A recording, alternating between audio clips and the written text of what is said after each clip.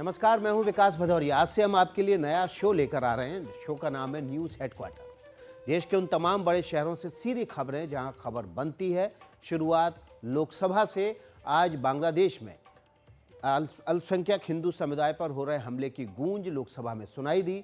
तृणमूल कांग्रेस के सांसदों ने मांग की कि वहां हिंदू समुदाय की सुरक्षा के लिए संयुक्त राष्ट्र की शांति सेना भेजी जाए। लोकसभा में शून्यकाल के दौरान टीएमसी सांसद सुदीप बंदोपाध्याय ने बांग्लादेश में हिंदुओं पर हमले रोकने के लिए वहां शांति सेना भेजने की मांग की है। भारत सरकार को संयुक्त राष्ट्र से कहना चाहिए कि वो बांग्लादेश में संयुक्त राष्ट्र की शांति सेना तत्काल भेजे। संयुक्त राष्ट्र में डिप्टी सेक्रेटरी जनरल रह चुके शशि थरूर ने कहा कि शांति सेना भेजना संभव नहीं होगा। सरकार बांग्लादेश पर राजनीतिक दबाव बढ़ाए। जब हमारे पड़ोस देश में कुछ भी हो सकता है इस किस्म की चीज़ें, तो नेचुरली ये हमारे हृदय पे भी चोट लगता है ना। तो सोचना पड़ेगा कि इस किस्म की चीज़ सिर्फ एक राज्य का मुद्दा नहीं है। बांग्लादेश में जो कुछ हो रहा है उसे लेकर भारत में भी प्रदर्शन जारी है। जाहिर है सरकार को इसकी सुध लेनी होगी।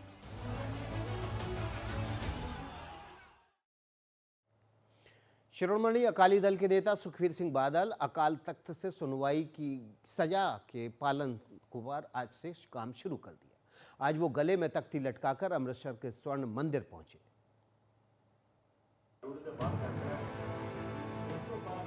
30 अगस्त को श्री अकाल तख्त साहिब ने धर्म विरोधी काम को लेकर सुखबीर सिंह बादल और अन्य नेताओं को तनखैया घोषित किया था।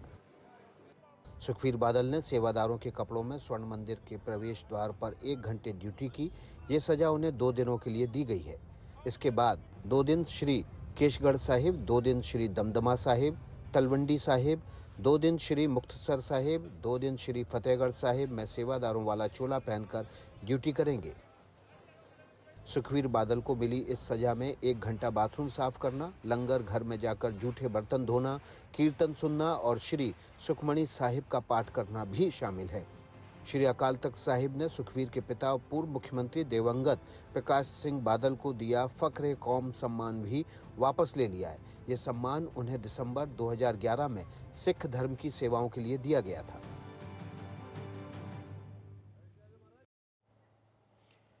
बिहार के मधेपुरा से एक एसडीएम की दबंगई का वीडियो वायरल हो रहा है। एक बैडमिंटन खिलाड़ी छात्र की एसडीएम साहब ने जमकर पिटाई कर दी।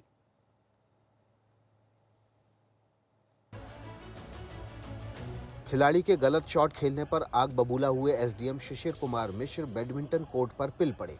दौड़ा दौड़ाकर उन्होंने खिलाड़ी को पीटा। ये घटना मधेपुरा के बीपी मंडल इंडोर स्टेडियम की है, जहां खेलने के बाद युवा खिलाड़ी घर जाने की तैयारी में था, लेकिन एसडीएम साहब उसे जबरदस्ती अपने साथ खेलने के लिए कह रहे थे। इस दबाव में खिलाड़ी ने 1-2 शॉट गलत खेल दिए। 3 सेट होता है बैडमिंटन में, वो तीनों का तीनों हार गए। तो उसी के कारण वो उसके नहीं पता गुस्सा आ गया बच्चा पे। उस बच्चे को मारने के चक्कर में वो नहीं मार पाए, तो वो हमको पकड़ के वहीं पे हम ही को मार दिए। एसडीएम ने न सिर्फ उसे मारा पीटा बल्कि उसका 1500 का रैकेट भी तोड़ डाला। इस मारपीट में उसकी गर्दन और सिर में चोट आई है। मामला तूल पकड़ने पर एसडीएम साहब पूरी घटना को झूठा साबित करने में जुट गए। मीडिया पर दुष्प्रचार का आरोप भी लगाया। वहीं डीएम ने इस पर संज्ञान लेते हुए जिला खेल पदाधिकारी से जांच के लिए कहा है। बिहार के भागलपुर में अतिक्रमण हटाने को लेकर बवाल मच गया। पुलिसकर्मियों पर ही पत्थरबाजी हो गई।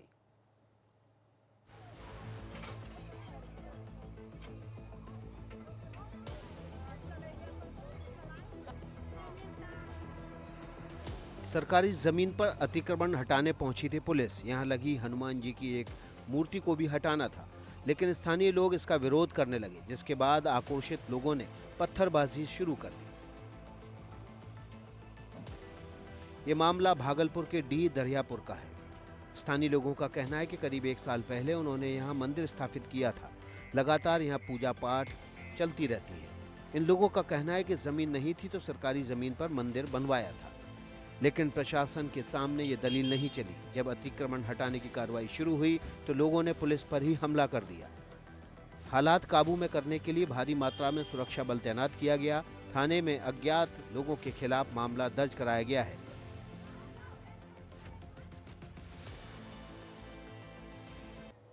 अपनी मांगों को लेकर संसद का घेराव करने कल ग्रेटर नोएडा से दिल्ली के लिए निकले किसानों को आज पुलिस ने हिरासत में ले लिया। पूरी रात नोएडा के दलित प्रेरणा स्थल पर जमे किसानों को पुलिस ने हिरासत में लेना शुरू किया तो वहां हंगामा मच गया। हमारा जो संवैधानिक राइट है, प्रोटेस्ट करने का जो राइट है, दमन करके पुलिस हमें चुप कराना चाहती है। अपनी अधिग्रहित जमीनों के लिए पर्याप्त मुआवजे की मांग को लेकर ये किसान सोमवार को महामाया फ्लाईओवर के पास जमा हुए और वहां से पुलिस की घेराबंदी तोड़ते हुए आगे बढ़ते गए।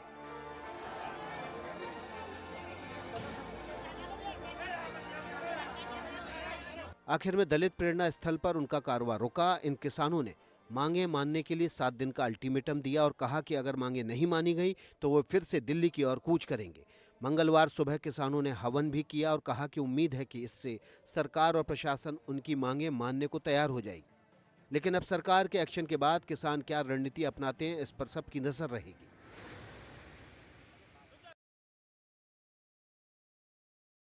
तमिलनाडु के 14 जिलों में तूफान फेंगल ने तबाही मचाई। तिरुवन्नमलाई में इसकी वजह से हुए भूस्खलन में 7 लोगों की मौत हो गई। जमीन धसी, एक चट्टान लुढ़कती चली, पानी तूफान की तरह दौड़ता आया और 7 जिंदगियां काल के गाल में समा गई। ये तमिलनाडु के तिरुवन्नामलाई जिले की बात है। ये हादसा सोमवार दोपहर 4 बजे के आसपास हुआ। मरने वालों में राजकुमार, उनकी पत्नी मीना और 5 बच्चे हैं। पहाड़ से टूटकर एक बड़ी चट्टान उनके घर की छत पर आ गिरी। एनडीआरएफ को हादसे की खबर दी गई और 39 जवान बचाव के कार्य में जुट गए। तमिलनाडु के 14 जिलों में छोटे बड़े ऐसे हादसों की खबर है। मुख्यमंत्री स्टालिन ने कहा कि इस हादसे का असर 1.5 करोड़ लोगों पर पड़ा है। उन्होंने प्रधानमंत्री राहत कोष से 2000 करोड़ रुपए की मदद मांगी है। कहा कि केंद्र एक टीम बनाए जो इस तूफान से होने वाले नुकसान का आकलन कर सके।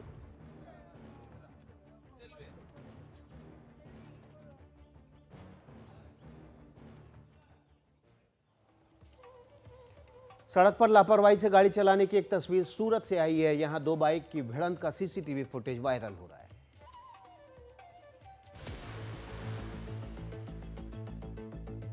सूरत के बारडोली कटोद रोड पर बालाजी प्लाजा के पास 2 बाइकों की भिड़ंत हो गई। वायरल हो रहे इस सीसीटीवी फुटेज में साफ देखा जा सकता है कि एक बाइक क्रॉसिंग पर दाईं ओर मुड़ती है, तभी सामने से तेजी से आ रही दूसरी बाइक उसे टक्कर मार देती है। दरअसल दाईं ओर मुड़ रहा बाइक सवार सामने से आ रही बाइक को देख नहीं पाता, क्योंकि उसी समय एक वैन यू टर्न ले रही होती है। इस हादसे में 4 लोग घायल हैं, जिसमें 2 की हालत गंभीर बताई जा रही है। सभी को सूरत के सरदार अस्पताल में भर्ती कराया गया है। गुजरात में हर दिन सड़क दुर्घटना में 21 लोगों की मौत होती है। राष्ट्रीय अपराध रिकॉर्ड ब्यूरो के मुताबिक बीते 5 सालों में गुजरात में लगभग 82,000 दुर्घटनाएं हुई, जिसमें 36,000 लोगों की मौत हुई है। सड़क हादसों में सबसे अधिक 40.5% मृत्यु दर सूरत में रही।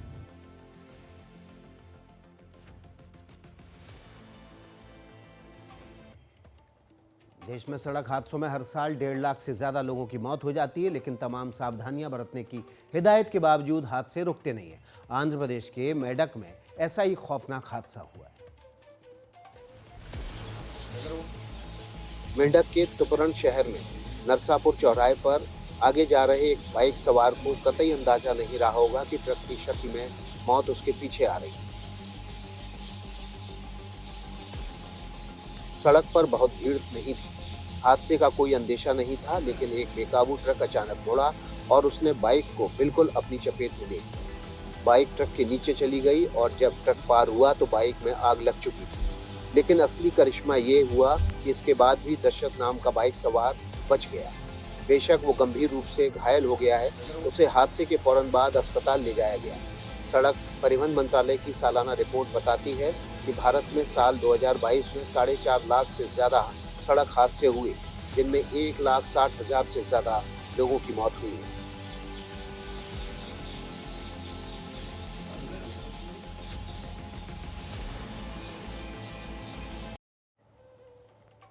तेलंगाना के एक शहर में एक अनोखा अभियान चला है। इस अभियान में निशाने पर थे बाइक में लगने वाले अवैध साइलेंसर।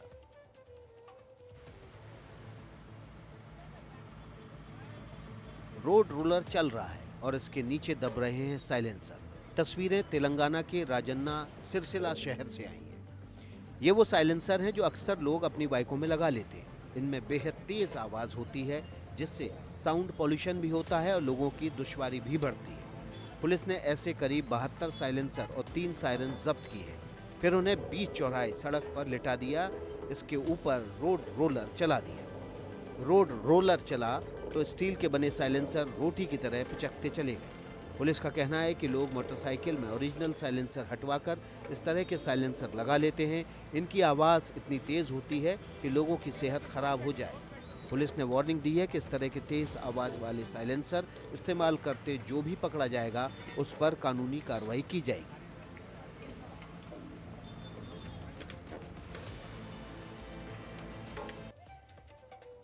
हरिद्वार के गांव में बंदरों ने आतंक मचा दिया। बंदरों की बढ़ती आबादी की वजह से यहां के लोग परेशान हैं।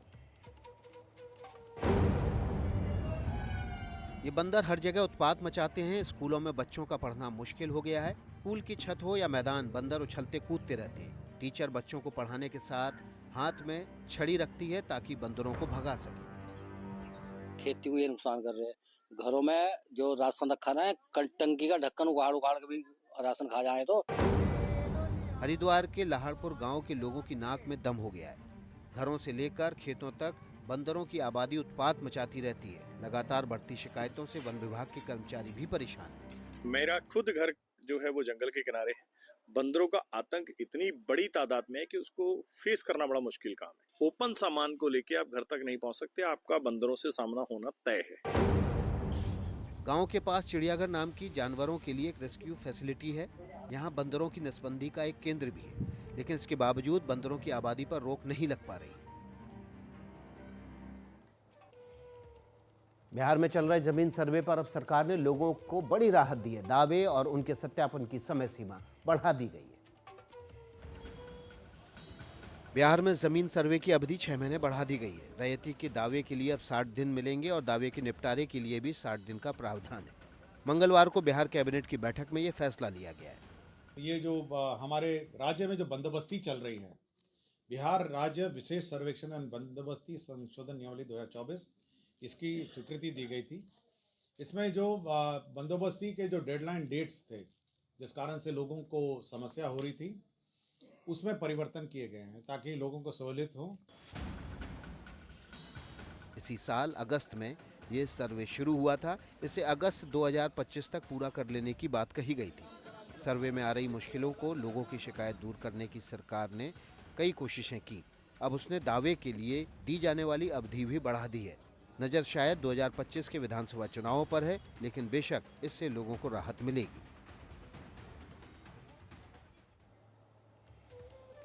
न्यूज हेडक्वार्टर में वक्त है छोटे से ब्रेक का। ब्रेक के बाद आपको बताएंगे कैसे आप श्रीनगर के शिकारा से उबर से बुक कर सकते हैं।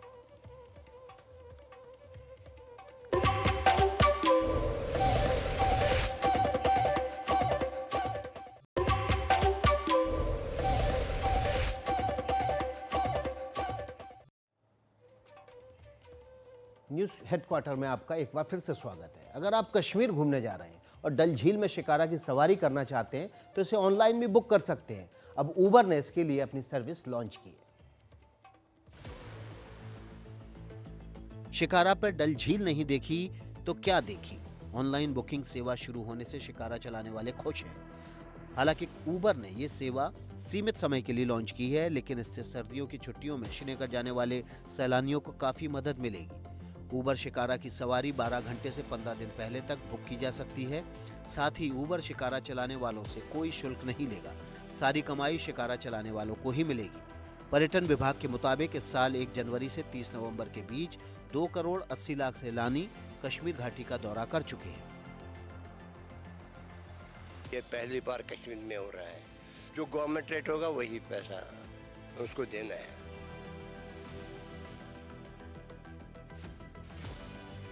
अब हम उबर के थ्रू शिकारा बुक कर सकते हैं, वो भी प्री एडवांस बुकिंग के लिए। तो आई वाज रियली इम्प्रेस्ड।